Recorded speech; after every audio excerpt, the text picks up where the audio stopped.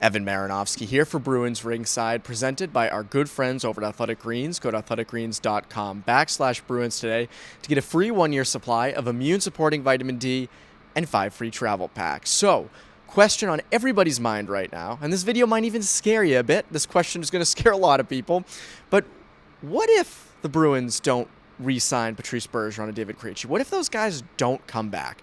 And it's a real question right now. Now, again, most reports indicate that they're going to come back.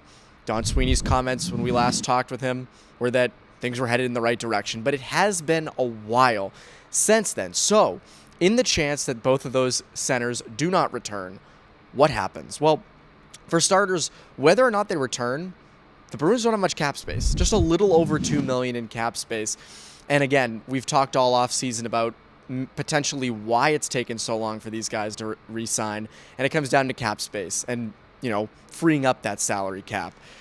But even if they don't return, it's not like the Bruins can go out and trade for a big-name center or acquire someone, because they don't really have the cap space to do that. They would have to move cap space to then free it up to trade for that center.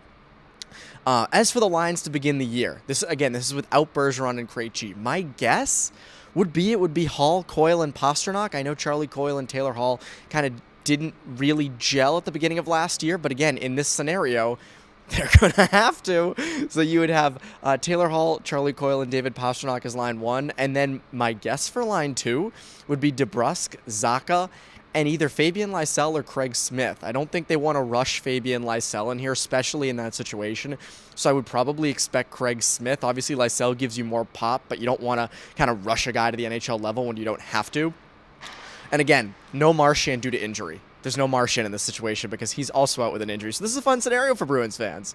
But that would be what I would guess would be your top six. Because, again, they don't really have cap space to go out and acquire anybody else unless they free up more space to do so.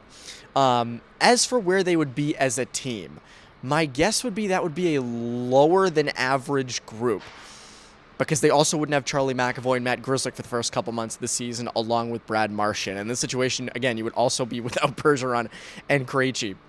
So again, the Lightning, Panthers, and Maple Leafs are probably already higher than the Bruins as is, even if Krejci and Bergeron do return. I know this is something we're going to get into in more videos throughout the offseason.